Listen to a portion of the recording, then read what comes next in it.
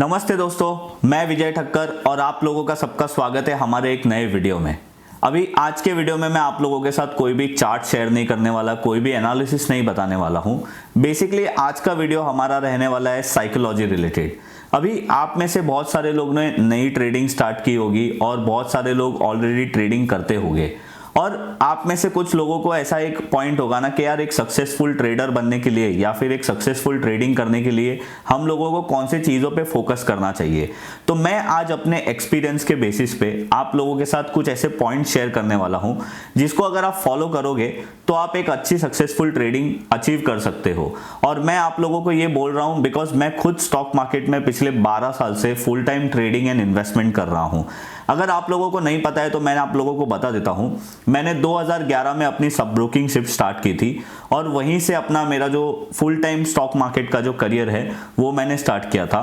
उससे पहले मैंने 2 साल मोतीलाल ओसवाल में एज अ सेल्समैन काम भी किया था। तो मुझे पता है कि मार्केट में मैंने बहुत सारी चीज़ें देखी है। मैंने मार्केट में ऐसे लोगों को भी देखा है जिन्होंने बहुत फास्ट भी पैसा कमाया है और ऐसे लोगों को भी मैंने मार्केट में देखा है जिन्होंने बहुत जल्दी पैसा कमा के बहुत वापस से लॉस भी कर दिया। और कुछ लोग ऐसे भी मैंने मार्केट में देखे हैं जो तभी भी अच्छे से ट्रेड कर रहे थे, एक्टिवली ट्रेड कर रहे थे और आज वो एक अपनी ट्रेडिंग लेवल को बहुत ही बड़े लेवल पर उन्होंने स्केल अप कर दिया है और आज वो एक बड़े ट्रेडर के नाम से जाने भी जाते हैं। तो मैंने कुछ पॉइंट्स को आप लोगों के लिए राइट डाउन किया है और मैं आप लोगों के साथ शेयर करूंगा। अगर आप लोगों को एक सक्सेसफुल ट्रेडिंग करनी है और आप लोग चाहते हो कि आपका एक अच्छा सक्सेसफुल करियर बने फुल टाइम ट्रेडिंग में, तो मेरे हिसाब से ये पॉइंट्स को फॉलो करना चाहिए। उसमें से सबसे पहला और इंपॉर्टेंट पॉइंट है जो मैं आप लोगों को हमेशा बोलते भी रहता हूं, focus on one single trading strategy. अभी इसका मतलब क्या है? देखो, मैं आप लोगों को हमेशा बताते रहता हूँ मास्टर इन वन, एक चीज़ पे फोकस करो। ये बहुत सारी चीज़ें मैं आप लोगों के साथ जनरली शेयर करता हूँ। मेरे ट्विटर में भी मैं आप लोगों के साथ जनरली यही बोलते रहता हूँ कि मास्टर इन वन। अभी मैंने ऐसे बहुत सारे लोगों को देखा है जिन्होंने 1 साल पहले और 2 साल पहले अपनी ट्रेडिंग जर्नी स्टार्ट की थी। और 1 साल 2 साल वाले नहीं, मैं 7-8 साल पहले वाले लोगों को भी जानता हूँ जो 6 महीना और 3 महीना एक स्ट्रैटेजी को फॉलो करते हैं और उसके बाद अगर उसमें रिजल्ट नहीं मिला तो वो अपनी स्ट्रैटेजी को चेंज कर देते हैं। कुछ महीने वो मूविंग एवरेजेस को फॉलो करते हैं, अगर मूविंग एवरेज में अच्छा रिजल्ट नहीं मिला तो फिर वो बॉलिंजर बैंड्स में आ जाते हैं। अगर बॉलिंजर बैंड्स में अच्छा रिजल्ट नहीं मिला तो फिर वो आरएसआई को फॉलो करने लगते हैं। अगर उन्होंने मेरे कोई वीडियोस देखे तो वो फिर वो प्राइस एक्शन को फॉलो करने लग जाते हैं। तो अगर आप ऐसे कंटिन्यूसली अपनी स्ट्रैटेजी को कंटिन्यूसली बदलते रहोगे और आप किसी से इंस्पायर होते हो, बहुत अच्छी बात है। अभी मैं भी, आप लोगों को पता है कि मैं pure positional short term trader हूँ। मैं कभी ऑप्शन ट्रेडिंग नहीं करता हूँ, बट मैं अभी 2-3 लोगों से इंस्पायर हुआ हूँ तो मैं ऑप्शन ट्रेडिंग को सीखूंगा। पर मैं ऑप्शन ट्रेडिंग सीखने से पहले मैंने जो किया है, मतलब मेरी जो शॉर्ट टर्म ट्रेडिंग है जो मैं इक्विटी में करता हूं, उसमें मैंने अच्छी तरीके से बहुत कुछ सीख लिया और बहुत कुछ समझ लिया है। तो वो चीज़ मैंने प्रॉपर सीख ली है। अब मैं उसको कंटिन्यूसली वही चीज़ को फॉलो कर रहा हूं। अब मैं अपने लाइफ में अगर एक नया चैप्टर ऐड करने वाला हूं तो उसके बारे में भी मैं पहले सीखूंगा, थोड़े बहुत बहुत सारी रिसर्च करूंगा, उसके बाद वो ट्रेड्स करूंगा। ऐसा नहीं है कि मैंने 3 महीने एक चीज़ को फॉलो किया, फिर दूसरे चीज़ को, फिर किसी और इंडिकेटर को, फिर आपने फाइनली ऐसा बोला कि अरे भाई विजय ठक्कर तो प्राइस एक्शन को फॉलो करता है, चलो अभी हम भी प्राइस एक्शन को फॉलो करते हैं। ऐसा ज़रा भी मत करिए। मेरे हिसाब से अगर आप सिर्फ आरएसआई को भी फॉलो करोगे तो भी आप एक अच्छा पैसा कमा सकते हो। अगर आप सिर्फ एक सिंगल मूविंग एवरेज को भी फॉलो करोगे तो आप अच्छा पैसा कमा सकते हो। बट मैं आप लोगों को सिर्फ एक ही बोलूंगा कि आप एक सिंगल स्ट्रैटेजी पे फॉलो करिए। अगर वो 1-2 महीना परफॉर्म नहीं कर रहा है, इसका मतलब ये नहीं कि वो स्ट्रैटेजी सही नहीं है या फिर वो इंडिकेटर सही नहीं है। अगर वो 1-2 महीना परफॉर्म नहीं कर रहा है, इसका मतलब ये है कि वो इंडिकेटर या फिर वो स्ट्रैटेजी के लिए अभी मार्केट में सही टाइम नहीं है। तो सबसे इंपॉर्टेंट पॉइंट है, आप लोगों को एक सिंगल स्ट्रैटेजी को फॉलो करना चाहिए। सेकेंड पॉइंट मेरे हिसाब से ये है, लेस ट्रेडिंग मोर एजुकेशन। अभी इसका मतलब क्या है? देखो, मैंने बहुत सारे लोगों को देखा है जो 2400 मतलब पूरा टाइम मार्केट के टर्मिनल के ऊपर है ना, उनकी आंख रहती है ऐसे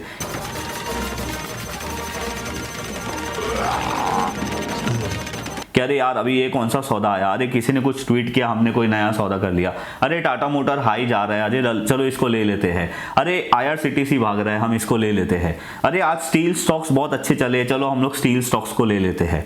तो आप ऐसे मत करिए। देखो आपका जो ज़्यादा से ज़्यादा टाइम है ना वो स्क्रीन पे नहीं होना चाहिए ड्यूरिंग मार्केट आवर्स। आपका ज़्यादा से ज़्यादा टाइम स्क्रीन पे नहीं होना चाहिए, आपका ज़्यादा से ज़्यादा टाइम लर्निंग पे होना चाहिए। अभी ये लर्निंग का मतलब क्या, देखो मैं भी चार्ट्स को देखता हूँ बट मैं ज़्यादातर चार्ट्स को ऑफ मार्केट मतलब जब मार्केट बंद होता है तभी देखता हूँ।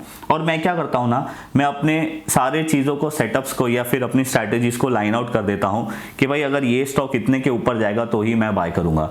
अभी देखो सोचो आप इवनिंग में अपने घर पे बैठे हो, अच्छे चाय रखा है, नाश्ता कर रहे हो और आपने पूरा चार्ट सेटअप देख लिया और आपने डिसाइड कर लिया कि IRCTC अगर 930 के ऊपर जाएगा तभी आप बाय करोगे। क्या अभी आपको वो चीज़ करने के लिए क्या पूरे दिन लैपटॉप को देखने की ज़रूरत है, क्या पूरे दिन मार्केट को देखने की ज़रूरत है? नहीं ना, आपको सिर्फ एक अलर्ट लगाना है। अभी अलर्ट लगाने के लिए आप किसी भी मोबाइल एप्लीकेशन का यूज़ कर सकते हो। अगर आप हमारे एंजल ब्रोकिंग के ऐप को यूज़ करते हो तो आप सिंपल वहाँ पे एक अलर्ट का ऑप्शन है, आप वहाँ पे लगा दो when ever IRCTC will cross 930 आपको अलर्ट आना चाहिए।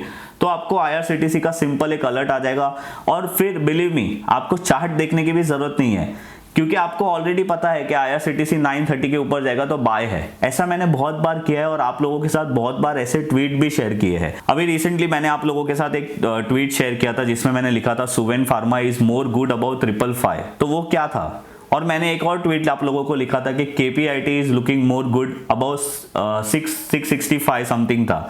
तो ये सब क्या है, ये सब मेरे अलर्ट्स है जो मैंने ऑलरेडी मार्केट में लगा दिए हैं, जिसको मैंने ऑफ मार्केट में देखा था। और जब वो अलर्ट्स मुझे दिखेंगे तो सिर्फ मार्केट में जाके, मतलब मैं टर्मिनल क्यों चालू करता हूँ, सिर्फ एग्जीक्यूट करने के लिए। मैं पूरा दिन टर्मिनल पे नहीं देखता हूँ कि भाई क्या हो रहा है क्या नहीं हो रहा है। तो ये बहुत ही इंपॉर्टेंट है, आपका लेस टाइम होना चाहिए ट्रेडिंग में, ज़्यादा टाइम होना चाहिए एग्जीक्यूशन में। हमारा जो थर्ड पॉइंट है जो एक आपको अच्छा ट्रेडर बनने के लिए सबसे ज़्यादा इंपॉर्टेंट है वो है रिस्क मैनेजमेंट। मेरे हिसाब से किसी भी एक अच्छे ट्रेडर का अगर रिस्क मैनेजमेंट ज़्यादा बेटर है ना तो वो बहुत ही प्रॉफिटेबल ट्रेडर बन सकता है। अभी देखो मैं आप लोगों को एक एग्जांपल देता हूँ। आप रिस्क मैनेजमेंट दो तरीके से कर सकते हो, एक तो है रिस्क टू रिवॉर्ड रेशियो वाले तरीके से और दूसरा है परसेंटेज बेसिस पे। अभी बहुत ही सिंपल है, परसेंटेज बेसिस वाला क्या कैलकुलेशन है मैं आपको बताता हूँ। आप हर ट्रेड में आपके कैपिटल का 1% या फिर 2% का मैक्सिमम रिस्क लोगे, उससे ज़्यादा नहीं। तो ये हो गया आपका परसेंटेज बेसिस पे रिस्क मैनेजमेंट। पर अगर आप रेशियो वाइज जा रहे हो, अगर आप risk to reward ratio wise जा रहे हो तो आपका कैलकुलेशन क्या होना चाहिए यहाँ पे। मैंने बहुत लोगों को देखा है, वो पूछते हैं बॉस आपका एक्यूरेसी कितना है। अगर मैं उनको बोलता हूँ कि मेरा एक्यूरेसी सिर्फ 40% है तो उनको ऐसा लगता है कि अरे इतना ही एक्यूरेसी है तो आपका परफॉर्मेंस बहुत ही खराब होगा। बट मैं आप लोगों को एक बात बता दूं, अगर समझो आप हर ट्रेड में 1 रुपीज़ प्रॉफिट के जगह में आप 1 रुपीज़ का लॉस भी एक्सपेक्ट कर रहे हो, इसका मतलब क्या है, अगर आपका ये ट्रेड राइट जाएगा तो आप 1 रुपीज़ प्रॉफिट लोगे, अगर आपका ये ट्रेड रॉन्ग जाएगा तो आपका 1 रुपीज़ का लॉस होगा। तो समझो आपने 10 ट्रेड लिए लाइन से और आपका 5 ट्रेड राइट हुआ और 5 ट्रेड रॉन्ग हुआ। अब यहाँ पे कैलकुलेशन क्या होगा कि भाई ये आदमी का एक्यूरेसी है 50%, चलो 50% छोड़ दो, हम लोग 60% लेते हैं। भाई 6 ट्रेड मेरे राइट गए और 4 ट्रेड मेरे रॉन्ग गए। अब यहाँ पे 4 ट्रेड में मुझे कितना लॉस हुआ, 4 रुपीज़ का लॉस हुआ 1 रुपीज़ के हिसाब से, और 6 ट्रेड में मुझे कितना प्रॉफिट हुआ 1 रुपीज़ के हिसाब से 6 रुपीज़। अगर आप इसको माइनस करोगे ना तो आपको 10 रुपीज़ में से आप माइनस करोगे तो आपको 6 रुपीज़ का प्रॉफिट दिखेगा। बट अगर आप अपने ब्रोकरेज या फिर आप अपने टैक्सेस को माइनस करोगे तो आप नेट बेसिस पे 60% एक्यूरेसी में भी आप माइनस में रहोगे। अभी मैं आप लोगों को और एक एग्जांपल देता हूं। समझो हमने जो स्टार्टिंग वाले एग्जांपल में 1:1 का रिस्क टू रिवॉर्ड रेशियो लिया था, अभी हम रिस्क टू रिवॉर्ड रेशियो लेंगे मिनिमम 1:3 का और हम 10 ट्रेड ही लेंगे। और यहाँ पे मैं आप लोगों को ये एग्जांपल उल्टा कर दूंगा, हमारे सिर्फ 4 ट्रेड राइट जाएंगे और 6 ट्रेड रॉन्ग जाएंगे। अब यहाँ पे देखो हमारे ज़्यादा ट्रेड रॉन्ग गए हैं और कम ट्रेड प्रॉफिटेबल गए हैं। अभी 4 ट्रेड में आपने 3 रुपीज़ के हिसाब से कितना प्रॉफिट किया, 12 रुपीज़ का, और 6 ट्रेड में आपने 1 रुपीज़ के हिसाब से 6 रुपीज़ का लॉस किया। अगर आप ये माइनस करोगे 12 - 6 तो आपको 6 रुपीज़ का प्रॉफिट मिलेगा जो आपका ग्रॉस प्रॉफिट होगा। और अगर आप अपने टैक्स को और आपके ब्रोकरेज को भी माइनस करोगे तो आप नेट टू नेट बेसिस पे भी आप प्रॉफिटेबल ट्रेडर रहोगे। बट यहाँ पे सब लोग क्या देखते हैं, भाई आपकी एक्यूरेसी तो 40% है तो आपका ट्रेड आपका मतलब प्रॉफिट में तो नहीं हो गया। आप ऐसा नहीं होता है। आपका अगर रिस्क मैनेजमेंट प्रॉपर है तो आप एक बहुत ही अच्छा प्रॉफिटेबल ट्रेडर बन सकते हो। अभी ये डिपेंड करता है कि आपको कैसे रिस्क मैनेजमेंट को कौन से बेसिस पे हैंडल करना है।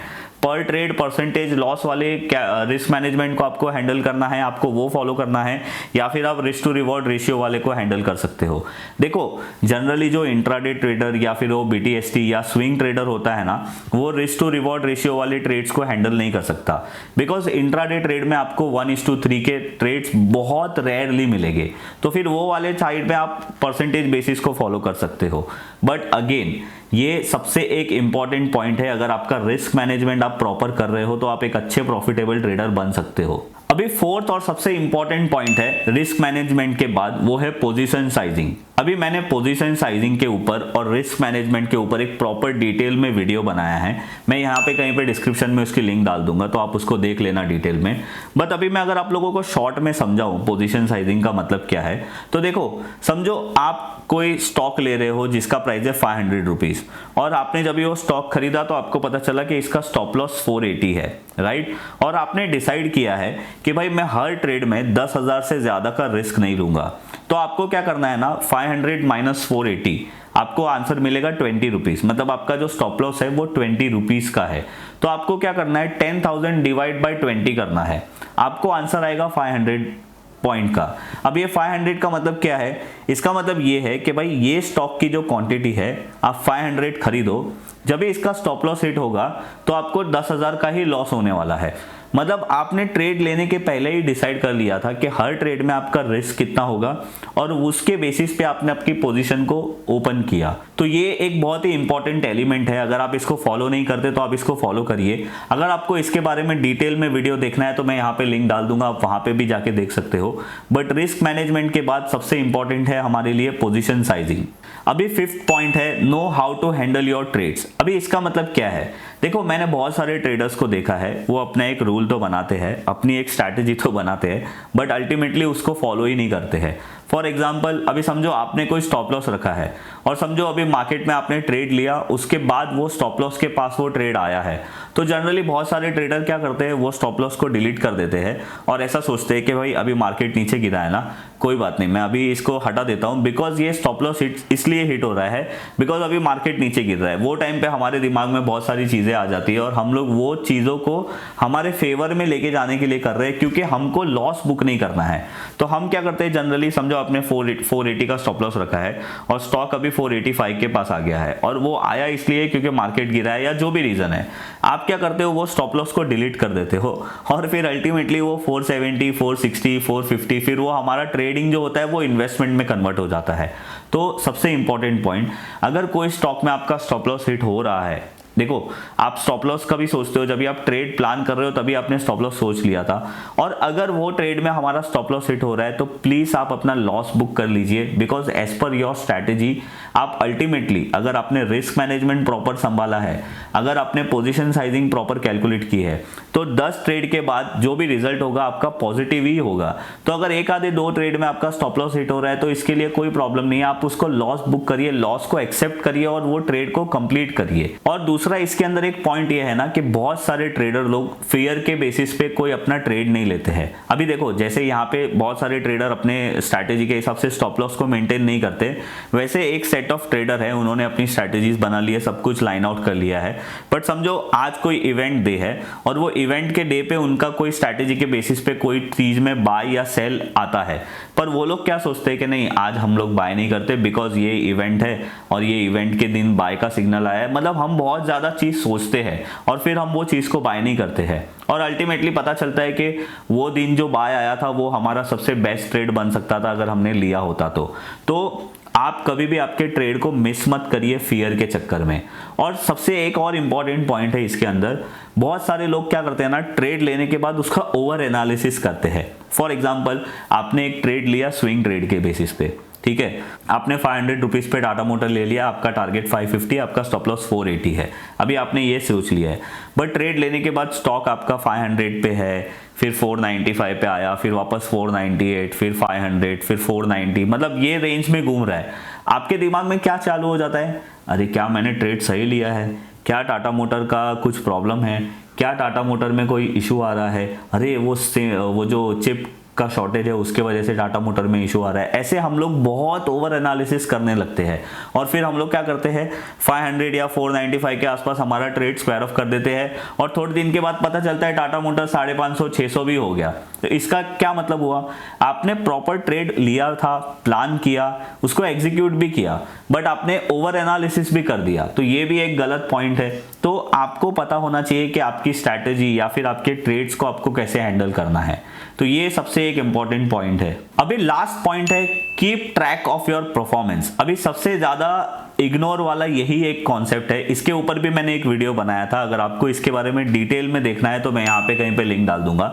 इसका मतलब क्या है ना, आपको एक प्रॉपर आपका जर्नल बनाना चाहिए। फॉर एग्जांपल आपने एक्सेल में लिख लिया कि आपने कौन से डेट को इसको बाय किया था, आपने इसको क्या क्वांटिटी बाय की थी, आपका बाय प्राइस क्या था, वो टाइम पे आप ये लिखो कि आपका स्टॉप लॉस क्या था, आपका टारगेट क्या था, और वहां पे एक कॉलम बनाइए, आप वो भी लिखो कि आपने कौन से बेसिस पे ये ट्रेड को लिया है। फॉर एग्जांपल आपने ये ट्रेड को ब्रेकआउट पे बेसिस पे लिया था, या फिर आपने इसको रिटेस्ट के बेसिस पे लिया है, या फिर कोई ट्रेंड लाइन ब्रेक हो रहा है वो बेसिस पे आप ले रहे हो। और आप बाद में 1 महीने के बाद इसको, ये जर्नल को देखो और आप रियलाइज करोगे कि आपने क्या क्या गलती की है। अगर आपने समझो कोई ट्रेड में अर्ली एग्जिट कर ली, जैसे फियर के चक्कर में, तो आप वहां पे लिखो early exit due to this fear, तो आपको पता चलेगा कि आपका वो ट्रेड तो राइट था, बट ओवर एनालिसिस के वजह से, अर्ली एग्जिट के वजह से आपका वो ट्रेड गलत हो गया।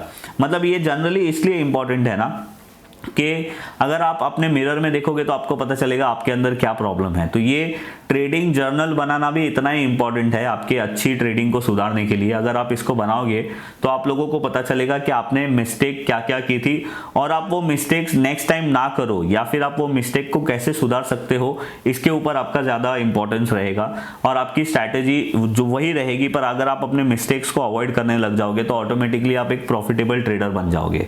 और लास्ट और सबसे इंपॉर्टेंट पॉइंट है, मेक योर एग्जिट प्लान। अभी मैंने बहुत सारे ट्रेडर्स को देखा है, वो कोई स्टॉक खरीदते तो है, उसके बाद वो एक अच्छे प्रॉफिटेबल लेवल पे आ जाते हैं, बट वो कभी उस स्टॉक में से एग्जिट ही नहीं करते हैं। उसी के कारण उनको फिर अल्टीमेटली उनको या तो फिर वो लॉस में कट करना पड़ता है, या तो फिर उन्होंने जो प्राइस पे बाय किया था वो प्राइस पे उनको एग्जिट करना पड़ता है। अभी ये सबसे ज्यादा इंपॉर्टेंट है आपका एग्जिट प्लान बनाना। देखो, आपने ट्रेड ले लिया, आपकी स्ट्रैटेजी बना दी, आपने सब कुछ सही कर दिया, पर अगर आपने वो प्रॉफिट को बुक ही नहीं किया तो वो प्रॉफिट आपका नहीं है। मैंने बहुत सारे ट्रेडर्स को देखा है, वो मुझे बोलते हैं कि भाई इसमें मुझे 100% प्रॉफिट मिल रहा है, इसमें मुझे 200% प्रॉफिट मिल रहा है, और भी बहुत सारे ऐसे लोग हैं जो मुझे बताते हैं, बट अल्टीमेटली वो ट्रेड को बुक नहीं करते। और मैं तो ये मानता हूं कि जब तक आपने किसी प्रॉफिट को बुक नहीं किया है ना, वो प्रॉफिट आपका नहीं है, वो प्रॉफिट मार्केट का है। इसीलिए हम लोग उसको नॉशनल प्रॉफिट बोलते हैं ना, मतलब बुक प्रॉफिट होता है वही हमारा इंपॉर्टेंट होता है। नॉशनल प्रॉफिट तो क्या है, बहुत सारे लोगों का बहुत कुछ होता है। तो आपका एक एग्जिट स्ट्रैटेजी होना चाहिए, वो कोई भी बेसिस पे हो।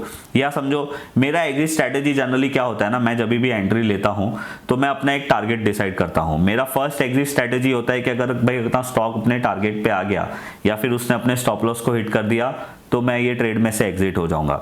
उसके बाद समझो कोई स्टॉक अपने टारगेट पे आ जाता है, फॉर एग्जांपल टाटा पावर एक ऐसा ट्रेड है जो मैंने 70 पे भी लिया था, 110 पे भी लिया है, 160 पे भी लिया है, और मैंने उसको 250 और 240 पे थोड़ा बुक भी किया है। अभी मैं उसको ट्रेल कर रहा हूं, मतलब वो प्रॉफिट को ट्रेल कर रहा हूं। और अभी ट्रेलिंग स्टॉप लॉस कैसे करना चाहिए उसके रिलेटेड भी मैंने हमारे चैनल पे एक पूरा वीडियो बनाया है। अगर आप लोगों को उसके रिलेटेड ज्यादा डिटेल में जानना है तो मैं उसकी भी लिंक यहाँ पे डाल दूंगा। तो आपका एक ट्रेलिंग स्टॉप लॉस का एक मेथड होना चाहिए, या फिर आपका टारगेट पे आपको एग्जिट करना चाहिए। तो ये सबसे ज्यादा इंपॉर्टेंट है, आपकी एक एग्जिट स्ट्रैटेजी होनी चाहिए। तो ये थे वो सारे पॉइंट जो मुझे ऐसा लगता है कि एक अच्छे सक्सेसफुल ट्रेडर बनने के लिए आप में होने चाहिए। अगर आपको भी लगता है कि कोई और भी पॉइंट्स ऐसे होने चाहिए आपके एक्सपीरियंस के बेसिस पे, तो आप मुझे नीचे कमेंट करके जरूर बताइए। और अगर आप लोगों को हमारा फरवरी मंथ का ऑनलाइन वर्कशॉप ज्वाइन करना है तो उसकी लिंक भी मैंने नीचे डिस्क्रिप्शन में दी है, आप वहां पे जाके उसको ज्वाइन कर सकते सकते हो। ये वर्कशॉप के अंदर मैं बहुत सारी चीज़ें बताता हूँ, माइंडसेट के रिलेटेड, टेक्निकल एनालिसिस के लिए हम लोग थोड़े एडवांस मोड में जाते हैं और मैं आप लोगों को बताता हूँ कि कैसे स्टॉक सिलेक्ट करना चाहिए, कैसे एंट्री प्राइस आपको डिसाइड करना चाहिए, कहाँ पे एग्जिट करना चाहिए आपको, और बहुत सारी चीज़ें। तो अगर आप लोगों को वो वर्कशॉप ज्वाइन करना है तो उसकी लिंक मैंने नीचे डिस्क्रिप्शन में दी है, आप वहाँ पे जाके ज्वाइन कर सकते हो। अगर आप लोगों को आज का ये वीडियो अच्छा लगा है और आप लोगों को ऐसा लगा है कि भाई इसमें से कुछ गलती मैं भी करता था, तो आप लोग मुझे नीचे कमेंट करके ज़रूर बताइए और आप मेरे वीडियो को लाइक और शेयर ज़रूर करिए। अगर आप हमारे चैनल पे नए हो तो आप हमारे चैनल को ज़रूर सब्सक्राइब करिए। मैं मिलूंगा आप लोगों से कोई ऐसे ही नेक्स्ट वीडियो में, तब तक के लिए बाय बाय।